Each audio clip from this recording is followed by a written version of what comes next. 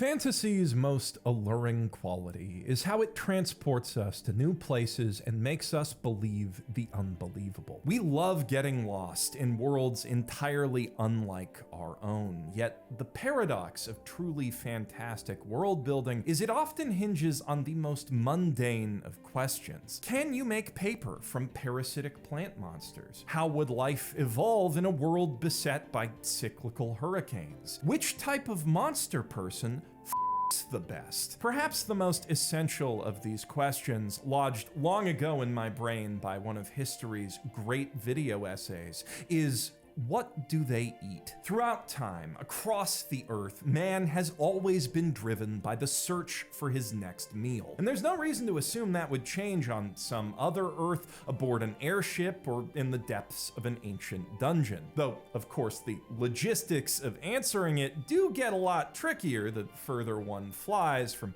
plain and pasture. Shit! Dudes on regular, real ships died by the boatload because they forgot to say oranges. And they had boats to carry their loads of food in. On a months-long foray into a maze full of monsters where every pound of preserved provisions in your pack further encumbers you in battle, at a certain point, you may as well just start eating the monsters. But that raises a whole new avenue of world-building inquiry. What do you think a giant half-snake, half-chicken tastes like? Delicious! In Dungeon, adapted by the inimitable Studio Trigger from Ryoko Kui's manga of the same name, preoccupies itself with answering that exact question, plus many others like it, and in so doing cooks up one of the richest, juiciest, most tantalizingly textured traditional fantasy settings I have ever had the pleasure of exploring. A place brimming with old magic, intermingling cultures, and authentically organic life that paints a picture of a much broader world from the vantage point of one lone island.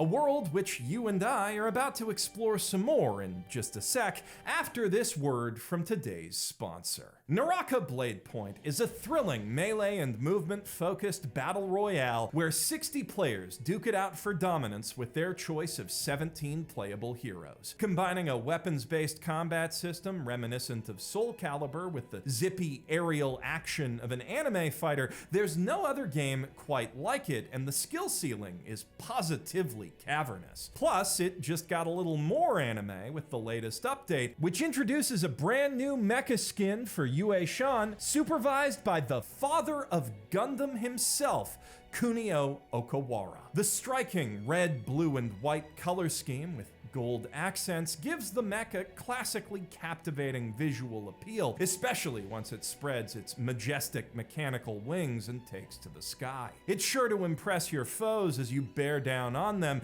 and your friends should you choose to add the delightful tie-in model kit to your collection. But even if you don't main Yue Shan, you can still have a bit of anime fun wielding the update's new beam sword weapon, which adds some futuristic flair to Naraka's world of Far East legends with its dazzling strike effects and dynamic attack trails. If you want to get grappling hooked on Naraka's uniquely addictive gameplay, click the link below to download the game today. Two key ingredients are needed to cook up a satisfying answer to what do monsters taste like, the most obvious being a keen grasp of cooking, which Ryoko Kui obviously has in spades. You need only look at the many delicious drawings spread throughout the manga and anime, plus the highly detailed step-by-step recipes that accompany them, to see that for yourself. And if you need further evidence, look no further than YouTube and TikTok, where people are cooking those recipes in real life, obviously substituting real ingredients for the made-up ones, which they can do because, of course, they're based on real recipes from around the real world. Even the grilled treasure bugs and centipede skewers are based on dishes from Japan,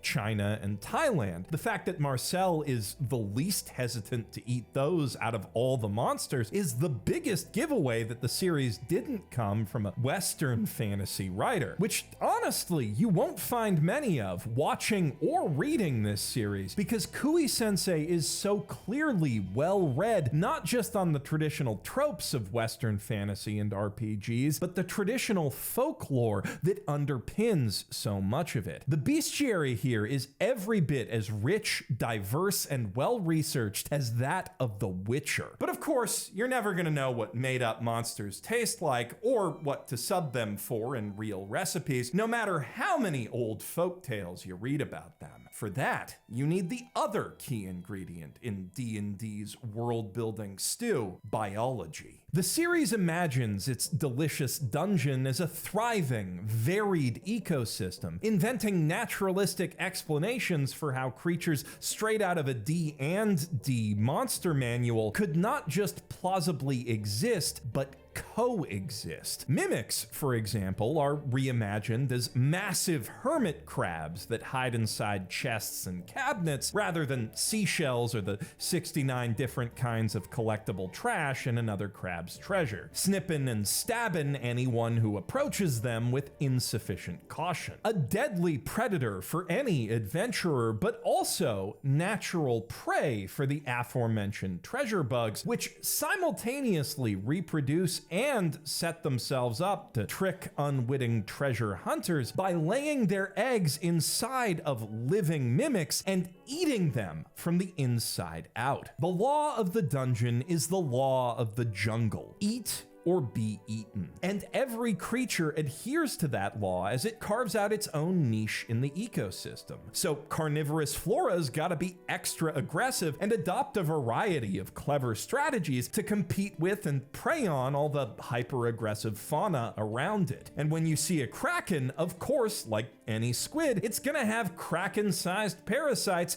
big enough to have their own parasites. Also, its sperm is to scale, and Laios no likey, which is unusual for him since monsters and monster ecology are his special interest. By the way, big time pro tip for any prospective world builders out there: put a guy in your story who's as into magic or monsters or history or spaceships or whatever as this guy's into trains, and the naturalistic exposition writes itself. Speaking of Laios's predilection for monsters, though, that in itself is a great aspect of the series' world building, because just like in real life, he's not alone in it. There are a lot of guys like him all over his world with different areas of monster obsession and expertise. Mushroom hunters run all over our world collecting and cataloging interesting fungi. So in another world where the mushrooms are fun little guys who go around and stuff, one can only imagine how much more excited those kinds of guys would get about them. Likewise, bug collecting's a common hobby in real life, where rare and exceptional specimens can sell for tens of thousands of real dollars. So if there were insects that looked like literal jewelry, it's easy to see those sorts spending an equally pretty penny to acquire them. Nerd culture has been an enduring facet of human culture since Thrasydus of the Deme of Exone carefully cataloged the comings and goings of every ship at the port of Piraeus, and acknowledging that makes the series' human and demi-human cultures feel that much more real. Realer still is the way that Laios feels positively inadequate in his passion for dragons specifically, compared to the real die-hard dragon fans who can tell you the age, species, gender, and habitat of a specimen from a single tongue click. Like, that's me right there, talking tokusatsu history with all my old taku friends who can identify a Godzilla movie from the condition and model of the suit. I'm such a fraud. What am I even doing in Japan? Speaking of dragons, though, popular as they are, this is far from the first work of fiction to invent a biological explanation for fire breathing in particular, but I especially love the elegance of Delicious in Dungeon's solution, where dragons store non-digestible biomass from the food they eat to convert into fuel later and ignite it by clicking their tongues. We've come a long way from the dragons they ride on Pern eating special rocks just to turn their stomach acid into pyrophoric gas. Though, we've also come a long way from the initial question we set out to answer, now haven't we? Luckily, if you're still wondering what a basilisk or cockatrice taste like, that's one of the easiest questions to plug into this biological framework. The chicken part would obviously taste like chicken, while the snake part would taste like snake, which tastes like chicken. So, yeah, they taste like chicken. But while your curiosity's got you here, the manga also asks and answers some other fascinating questions about these chimeric critters, such as how they taste other things with both mouths, and where those things go once they're digested, out the chicken butt, which both stomachs connect to in a Y shape. Though interestingly, the snake's reproductive tract and nervous system appear to be dominant, as evidenced by their snake-like eggs and the fact that the snake part lives a little longer when you cut them in half. Which, yeah, that's basically exactly how they did science back in those days. Great world building all around. And considerations like those are consistent throughout the series, informing how each new monster behaves in subtle and fascinating ways. For instance, because hippogriffs have half the digestive tract of a horse, they're natural omnivores and thus less aggressive hunters than their all-carnivore cousin,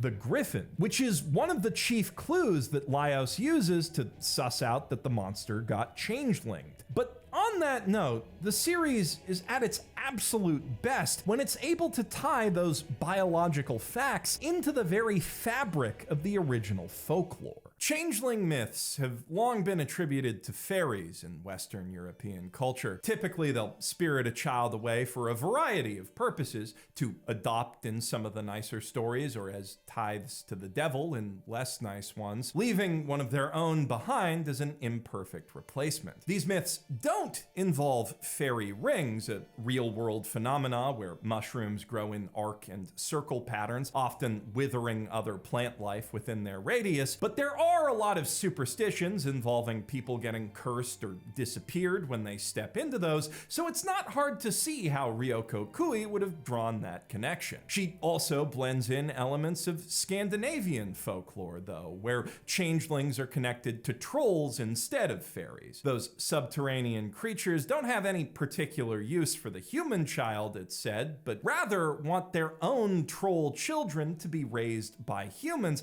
to give them better lives. One thing these Scandinavian myths do have in common with their European counterparts, though, are the harsh, often deadly methods used to expose and drive out suspected changelings, which range from beating them to tossing them in ovens, a superstition that's put at least one real-world mother in jail. But Kui-sensei combines that idea with a different real-world horror story to complete her concept of changeling mushrooms, namely cordyceps and other fungal parasites, which reproduce and spread by manipulating and ultimately killing their mostly insect hosts. In this case, changelings driven out of their social groups are left to starve in the wilderness or possibly just killed in an oven, and the corpses then spread their spores to start the cycle anew. It's a very clever and creative twist on the real fungal reproductive strategy, manipulating the social behavior of larger animals instead of trying to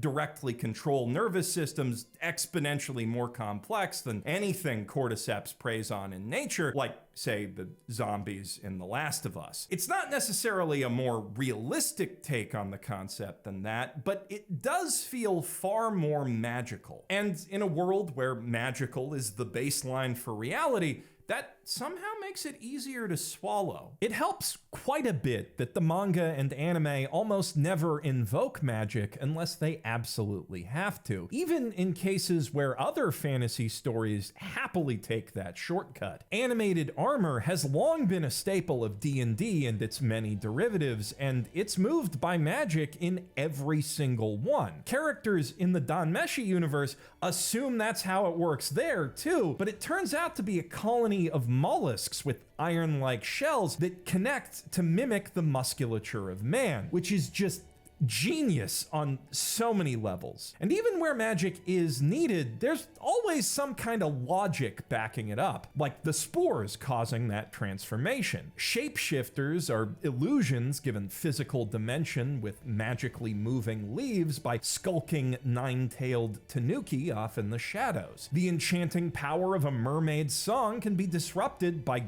anything that distorts or overpowers the sound waves carrying it. A typo or poor handwriting in the magical code animating a golem can have disastrous consequences, as can putting its core in a substance it wasn't built for. Succubi drain a person's life force by, well, I'll leave you to discover that yourself in season 2. It's fun. The same goes for any magic used by people, which needs to be controlled by incantation and channeled with intent through a physical medium. Generally, though, whenever someone in the series breaks that rule, it's a sure sign there's something very wrong going on. And all magic becomes more potent the deeper one goes into a dungeon, because the mana in the air is thicker down there, which includes the mana that lets bigger and more complex monsters defy conventional rules of physics and macrobiology, which explains why weaker, smaller, less clever monsters tend to be found on the higher floors, while bigger beasts and more devious magic users lurk down below. Basic RPG game balance is built into the world building, and it correlates with the balance of the magical ecosystem. Slimes appear in every dungeon in this world, not just thanks to the enduring influence of wizardry and Dragon Quest in Japanese popular culture, but because their ability to break down organic matter into mana stabilizes the dungeon's magic supply, providing an essential mechanism for it to grow organically by absorbing more organic matter from the outside. And those slimes also factor into the anime's cooking system, since, as you'd expect, naturally occurring gelatin is a pretty darn versatile ingredient. With slimes as its digestive agents and cleaners serving self-repair functions, the dungeon almost starts to look like a giant living magical organism unto itself. And that naturally raises the question, what does it eat? Which the anime then just kind of leaves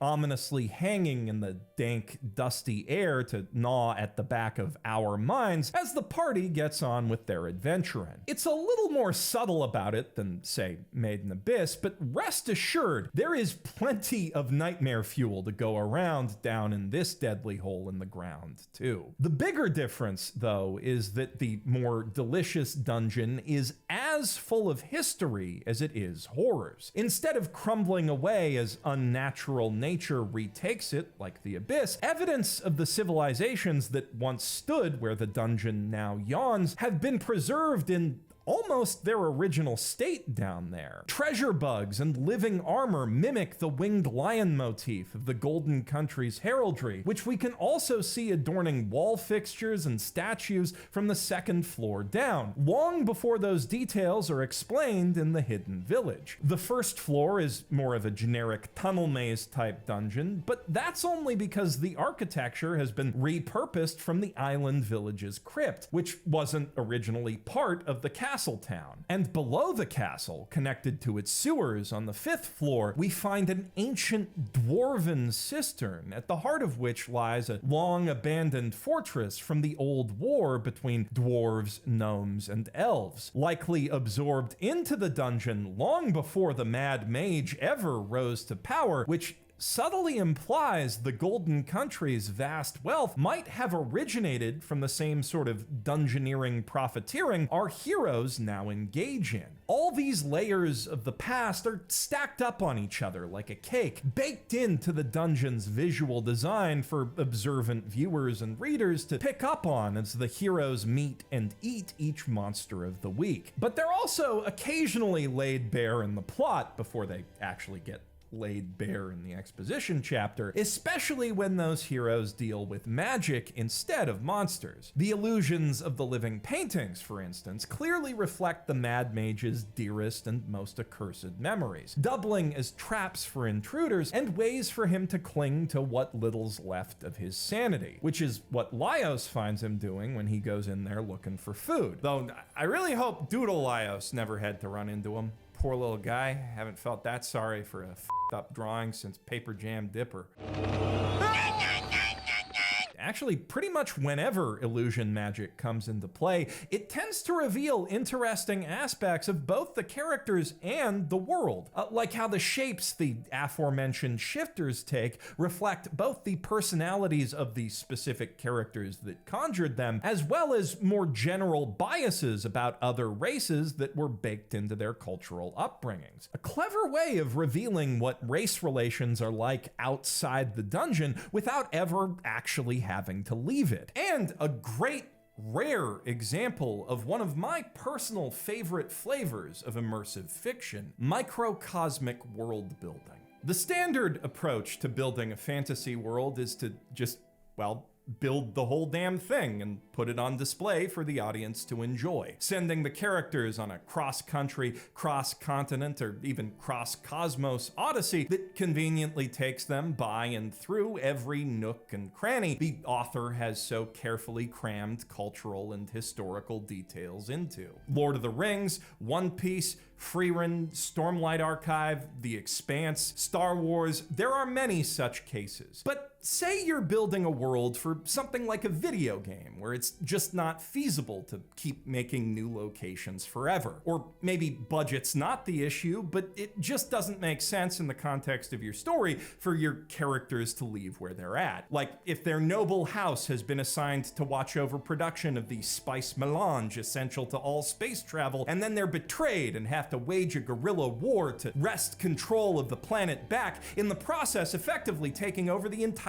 universe by leveraging that one vital resource. You can still tell us a great deal about the greater universe through the characters who've lived and adventured out there, the culture they've brought back with them, the economy and politics they're mixed up in, and rumors of places they've never been, without having to actually go there. Then maybe they can go to some of those places in future books, and then much later, after you're dead, your talentless fail son can keep milking your notes on those other places and historical events that happened there forever without ever creating anything of his own. Just for example. What I'm trying to say is, if your plot needs to stay put, you can always bring the world to your characters by painting a smaller, detailed picture that lets your audience grasp the essence of the big one. Like how Harry Seldon developed his psycho-historical model of the entire galactic empire in Foundation by observing all the different cultures on its city-planet capital of Trantor. Or how Harry A. Dubois cobbles together a workable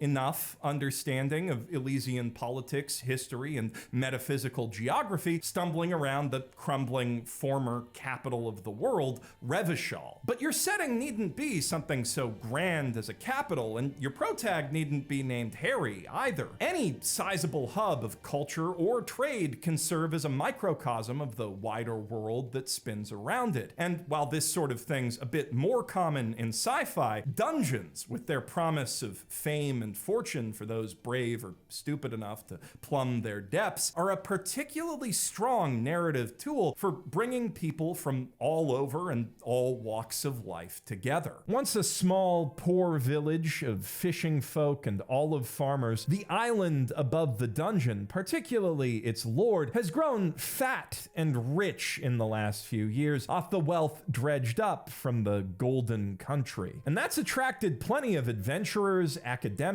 middlemen, and straight-up criminals looking for their own cut of the pie. Elves and dwarves, gnomes and halflings, kobolds and catgirls, poor orphans from out west, and mighty warrior princes of the east, each carrying their own distinctive piece of the puzzle that is the wider world. For instance, the island lord's hostility toward dwarves ostensibly stems from blaming all of them for the actions of a few criminals a few years ago, but but I think that really just confirmed in him a deeper, more culturally rooted bigotry that blames dwarves for creating the dungeons they're so good at digging up. In contrast, his mewling deference to the elves, even as he and the gnomish scholar Tansu are plotting to use the dungeon's immortality curse to raise themselves to their level, reflects how elves have put themselves above the other races using the wisdom gained from their longevity and monopolization of ancient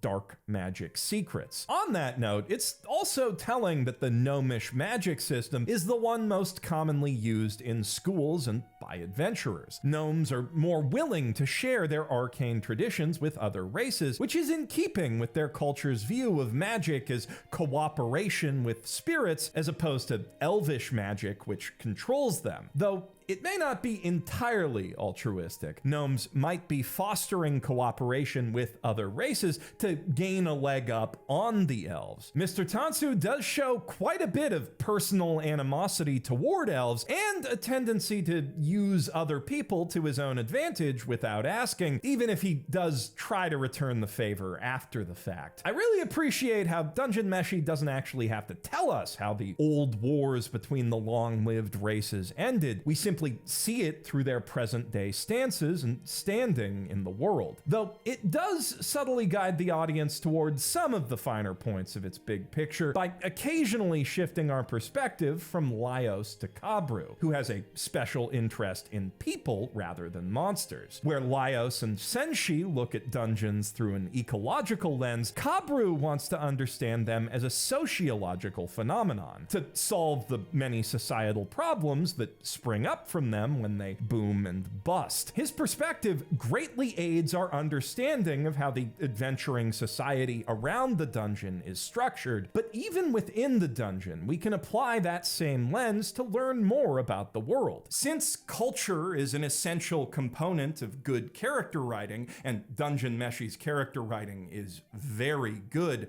the party is naturally well suited to serve as a microcosm within this microcosm. Unusually well suited, in fact, thanks to Marcel, who's one of the few elven adventurers on the island. Admittedly, she is an outlier among the elves, with her deep personal interest in the lives of humans and other races, her desire to share the secrets and benefits of ancient magic with the world, and her general sense of humility. But exceptions help us understand rules, and her interactions with other elves, like the Mad Mage Thistle and the Canaries, tell us a great deal about the structure of their isolated society. Chilchuck's cynical attitude and strict code of honor are both reflections of the mistreatment and exploitation faced by half-foots on the island before he founded his guild, a safeguard that Mikbel, the younger half-foot in Kabru's party, doesn't seem to fully appreciate, as he just sees the Union taking money out of his pocket and holding him back from exploiting his kobold companion, Kuro. Interesting bit of commentary there on how younger generations tend to take the gains won for them by unions for granted. Half-foots generally seem to be the least trusting of other races, justifiably so, as we see in one of the bonus comics, which are